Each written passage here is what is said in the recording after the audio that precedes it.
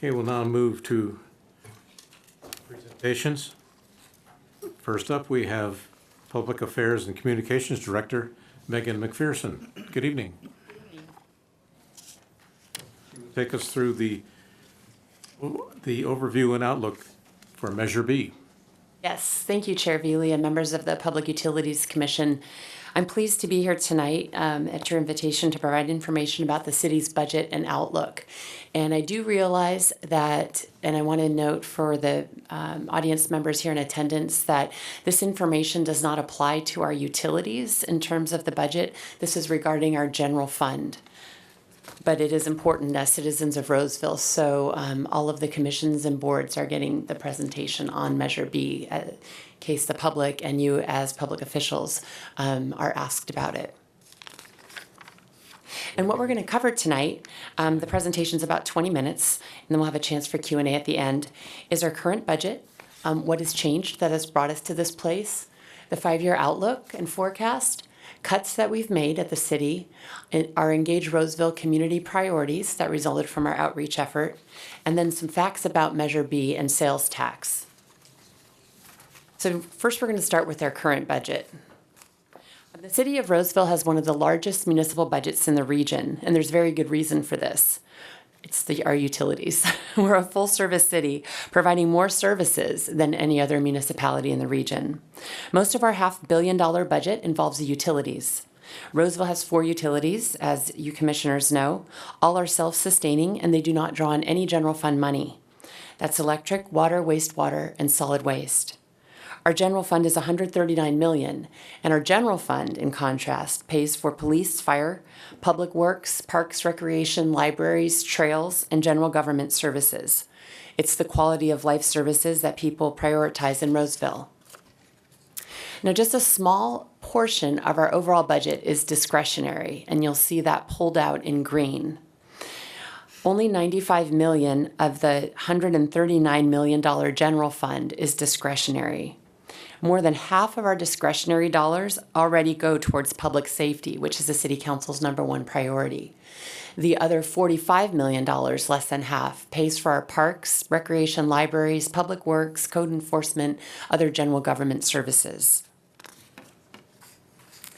And of the $44 million that you saw that was in the darker green, or the lighter green, that is restricted in the general fund, we receive those funds for specific expenses. So we don't have, the council does not have discretion over how those funds are spent because they come through grants, developer fees, gas tax revenue, landscape and lighting districts, community facility districts, and fees for service. And it's important to understand this because we hear a lot of confusion about that, especially as the city's undertaking some bridges projects now along Dry Creek, 3 significant ones. We opened a new parking garage this year. We opened a new fire station this year. And none of those projects involve general fund dollars. So people ask us, how are you having an issue when you're doing all these things? It's like, kind of like having a gift card that you can only spend on certain things. You can't spend a gift card for Home Depot at Lowe's, and this same kind of feeling fact holds true for our restricted dollars. It's also important to understand where our discretionary revenues come from, and also some of the misperceptions about tax revenues. To start with, 69% of total general fund revenues come from sales and property taxes. We receive $35 million from property tax, and that's holding steady and healthy. And we receive $57 million in sales tax revenues. That's slowing, and it's also more volatile depending on how the economy is doing. Most of the taxes that are generated in Roseville from sales and property tax go to the state. And it's a subject that can be misunderstood, especially when people don't realize all the different jurisdictions of government that provide services to them. So let's start with sales tax. The city receives 1 cent, just 1 penny, of the 7.25 cents per dollar we pay in sales tax. So that means 86% of the sales tax we pay goes to the state and some to the county.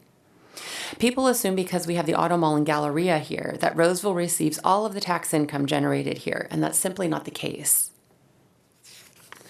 And as we take a look at property tax, The city receives only 15% of what a typical household pays on their property tax bill. And so how does that break down? Typically, property tax is 1% of the value of a home. And for an average Roseville home assessed at $410,000, owners pay about $4,100 in property taxes. And if you think that number might sound low based on property values, you have to keep in mind that Prop 13 puts a cap on the assessment values, and we have a lot of longtime homeowners here, so that averages out across the city. Only about 615 of that 4,100 people pay, typical average household pays in property taxes goes to the city, just $615, which means 85% goes to the state, including for schools. Now, creating a diverse tax base has been a strategic and intentional move by the City Council over the years, and this greatly benefits our residents because they get more than they pay for. The cost to provide city services funded by sales and property taxes per household is $1,867. On an average basis, and this is other city services are funded through user fees like utilities and grants and assessment districts. So it's important to understand that. This is for the police, fire, parks, streets. On an average basis, the city receives $750 from every household through property and sales tax revenue each year. That means that tax revenues generated by visitors and businesses fund the remaining $1,117 per household, which leads into our next slide. And we're asked, how does the city make up for that funding? Fortunately, in Roseville, our residents don't bear the full cost of the city services they receive, as we just went over.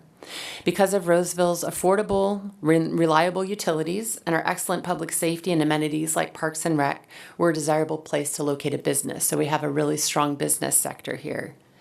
And because we have a strong retail sector with the Auto Mall, Galleria, fountains, Costco, attractions like Topgolf, we attract many visitors from our city who don't live in Roseville but shop here.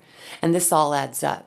It adds up to 60% of the cost of providing city services is paid for by visitors and residents. By visitors and businesses and not by residents, but they benefit nonetheless. So what has changed? What's gotten us to this point? There are many factors outside of our control that affect both our revenues and expenses in adverse ways. It's hitting us on both sides of the balance sheet.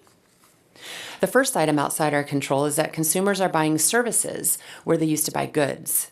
And many of you probably have experienced this in your own households.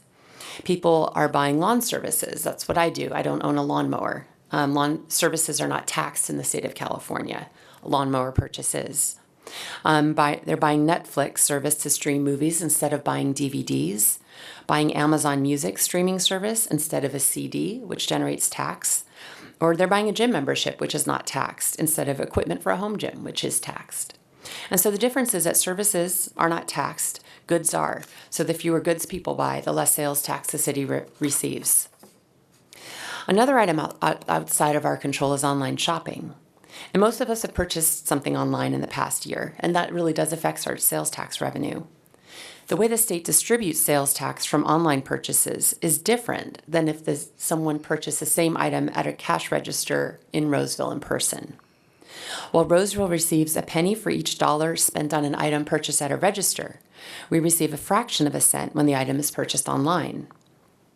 This has meant an annual loss of $3 to $4 million a year to Roseville, so it has really added up when you consider less than a penny a dollar, a penny per dollar of purchases goes to us. And the number is going to keep growing if the laws remain unchanged. On the expense side, many items are out of our control as well. We have to comply with state and federal mandates regarding things such as privacy, security, zoning, public records, and accessibility that are paid through our general fund. Operational costs have gone up, such as the Affordable Care Act, minimum wage, stormwater, the AB 109 prison realignment, which means costs for enforcement and crime prevention efforts have increased. The cost to maintain and improve our infrastructure has risen as well. And although our pension liability is increasing, it actually is the only expense that we're going to see drop in the future due to the Pension Reform Act 5 years ago. We've read comments that the city should just cut pensions, but the reality is the city is obligated by law to pay pensions. This means that pension obligations must be paid before discretionary expenses are paid. and also that pensions cannot be reduced retroactively. So no matter how people vote on Measure B, the city must continue to pay the pensions. There will just be more or less money depending on the outcome of the vote for other services that we receive, unless there's a change in state law. And as we look towards the future, we're looking at our 5-year forecast that puts these financial recommendations into context that the staff provides. It puts council decisions into context, and it helps us identify and understand the factors and drivers that affect our revenue and expenses. So our 5-year forecast shows a deficit up to $13 million in our general fund. And you'll see that the x-axis starts at 120 million, and that is just to give you, it's kind of a zoomed in version of the top of the chart. If we started at 0, this would be really hard to read. So we just kind of cut off the top of the chart there. And this is based on carrying forward into the next 5 years the service levels that we currently have in the fiscal 19 budget, and that's the budget year we're currently in. With that, we anticipate a structural deficit of up to $13 million annually in the next 5 years. I'd like to share some of the details behind this forecast. Muni Services, our sales tax consultant, has forecasted that our sales tax increase per year will be increasing at a decreasing rate. So about a 2.7% average increase, where we used to see those numbers consistently gain year over year, and they're no longer gaining. Property tax is forecast to continue to grow at a rate above 2% due to new growth and due to higher assessed values when homes turn over, and we've seen a lot of activity in the marketplace. And we forecast our pension costs based on the latest information from the CalPERS actuaries and information from the city's actuary. And we ended our retiree health care benefit 4 years ago. So the city's been taking a lot of steps to contain those costs. We have catching up to do on deferred maintenance, and we have rehab of city assets from the recession. We also built into the forecast a few additional employees each year as our city grows. And when we take the recession into account, situation is worse. If the next recession, this is important to understand, is half as bad as the last one, this is what we're expecting: doubling of the structural deficit to $26 million. A recession means less spending and less sales tax revenue, declining home values, and less property tax revenue.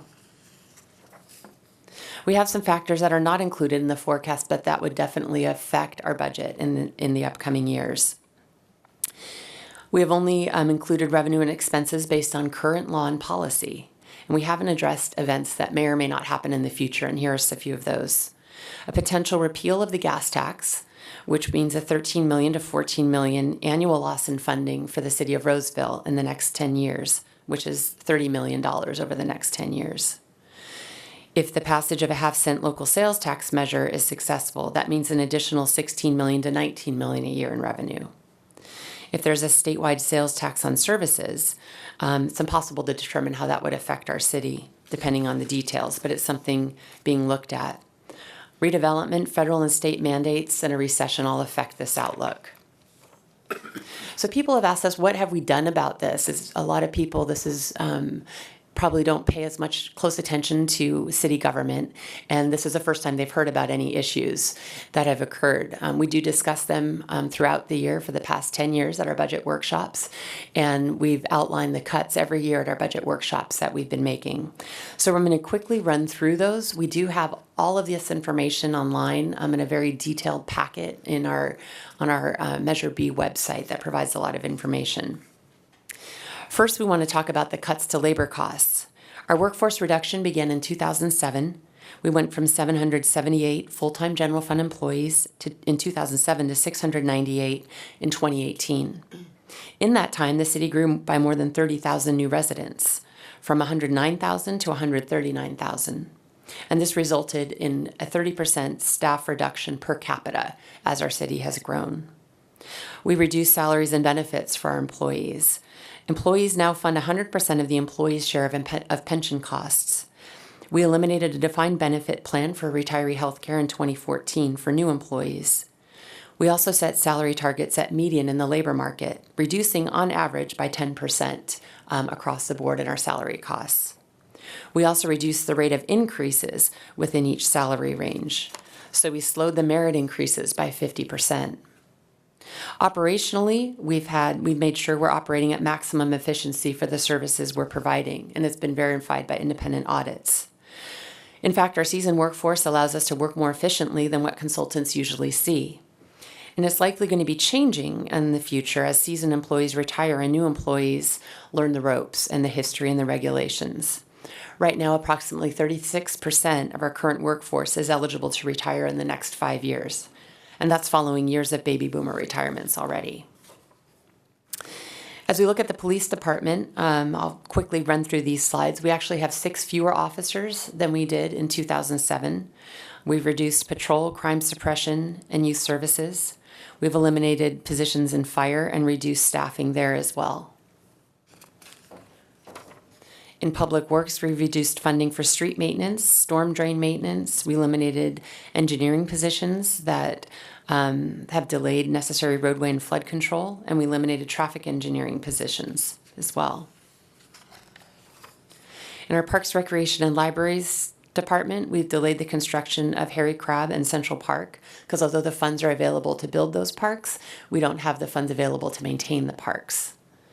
We've closed the libraries on Fridays. We've reduced My Do Museum hours, eliminated special events such as 4th of July fireworks, reduced our park maintenance schedule, tree maintenance, increased recreation fees, and we've deferred maintenance on parks equipment as well. Those are just some of the highlights of some of the more public-facing reductions that we've taken, and as I said, a full list is available on our website. The past 10 years, staff has recommended cuts to services and compensation, and until recently, most of those cuts weren't noticeable to the public. But last year, with the reality of even more cuts ahead, as revenue slowed and expenses rose, the council directed staff to work extensively with the community to gain input on the community's most important priorities. And I know some of you have served on that Community Priority Advisory Committee and appreciate your service. This was done through an effort called EngageRoseville. It was a year-long process where we gathered thousands of ideas and opinions. Anyone who could participate was able to, whether or not they lived in Roseville. If they had a lot of time or a little time, regardless of if they liked public speaking or didn't want to speak at a public meeting, they could make their opinions heard. They didn't even have to live here. People who workshop or play here, use our recreational amenities, could weigh in on priorities as well. We sent direct mailers to all 60,000 households in Roseville. We established a Community Priority Advisory Committee that met 4 hours a month for 8 months. We broadcast all those meetings live on YouTube. We conducted 5 flash vote polls with thousands of participants, so it took about 2 minutes to do online. We invited all Roseville residents over the age of 18 to an in-person community conversation where we did instant smartphone polling, and more than 100 people participated. We provided an opportunity through Balancing Act, which is an online software program, gamification of our budget, for anyone to balance the city's budget and provide comments to us as well. We had a record number of participants for a city our size. They've actually asked us to do webinars to help other cities reach out and get that kind of engagement. These were the recommendations that resulted, along with lists of priorities by department that are available, along with all the videos and podcasts, at roseville.ca.us/EngageRoseville. People, through this process, the priorities that emerged were to reduce rather than eliminate services, to prioritize efficient public safety, maintain Roseville's competitive edge, maximize flexibility in staffing levels, increased our cost recovery for city services as appropriate, use technology and automation to increase efficiency and reduce cost, recruit, train, and deploy volunteers where appropriate, and pursue ways to increase revenue instead of cutting or eliminating services. And that was a key recommendation that came through our outreach in the Community Priorities Advisory Committee that prompted the City Council to put Measure B on the ballot to give the citizens a chance to decide on this. The title of Measure B is Protecting Roseville's Public Safety, Roads, and Essential Services Measure. It's a half-cent tax on increase on our sales tax from 7.25% to 7.75%. It's a general tax which requires majority approval, so 50% of the people who vote plus one. It would take effect April 1st, 2019. It would remain in place until ended by voters. And we've gotten questions about this provision of the proposal.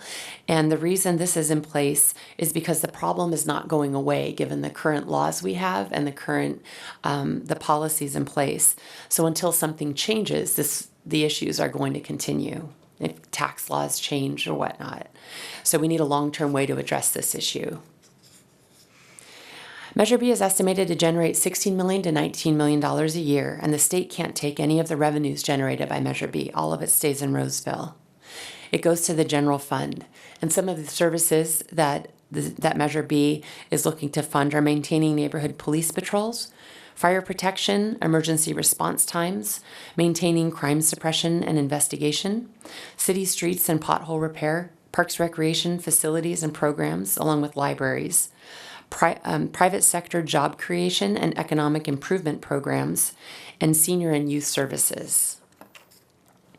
Measure B has a Citizens Oversight Committee as well that would review revenues and expenditures. The terms and qualifications, duty, and scope are to be determined by the City Council if the measure passes. Independent audits would be presented to City Council annually, and all information is made available for public review. All of these requirements are included in the language of the proposed measure. And people have asked us about sales tax facts. Roseville's current sales tax of 7.25% is actually the minimum allowed by state law. With a half-cent increase, Roseville would still be equal to or less than most in the region. And it would affect a family's expenditures by increasing by a nickel what a $10 meal would cost, and increasing by 50 cents what a $100 retail purchase would cost. The estimated annual cost to a typical household is $5 a month. We have the statistics on how we reach those numbers in case anyone is interested. And we're asked, how does this compare to the region? And you can see 7.25% right now is where Roseville is at, along with Lincoln and Rockland. And on the high end, 8 3/4 is where Ileton is. Sacramento right now is at, where are they? They are at 7.75% right now. And Folsom, Roseville, Sacramento are just a few of the cities that have sales tax measures. Rockland is actually looking at a property tax assessment to fund its parks. So although it doesn't show up on sales tax, they're looking at enhancing funding in a different way. And then the next slide shows if all the sales tax measures pass throughout the region. We have no idea what will happen, of course, but if they do all pass, you see that Roseville is still at the 7.75%, which is still on the lower end, with Ileton and Sacramento at 8.75%, a full penny more on the high end if their measure passes. So as we plan for 2 budget scenarios, the September 4th annual council workshop is where we discuss services that would be cut or would be preserved and added, depending on the outcome of Measure B. The fall is the time where the staff starts planning our budget for next year, so it was important that City Council have this discussion at this time. October 3rd City Council meeting is where the Council will hear a report from the Goals Workshop and about those priorities that emerge from the 2 scenarios. November 6th is the election, and within 30 days the election results are certified, and staff uses council direction to begin planning for one of the 2 budget scenarios. And with that, I'd like to take some questions and let you know that we have all of the, if reading government white papers is not your thing, we have videos that interview our police chief, our fire chief, our parks director to kind of give you a quick overview, just a few minutes long. We have podcasts if you're listening in the car or while you're exercising that provide condensed versions of this. Or if you really want to dive into the materials, we have all of the poll results and white papers from every community priorities and advisory committee meeting as well. And with that, I'd love to take some questions. Questions? No questions for me.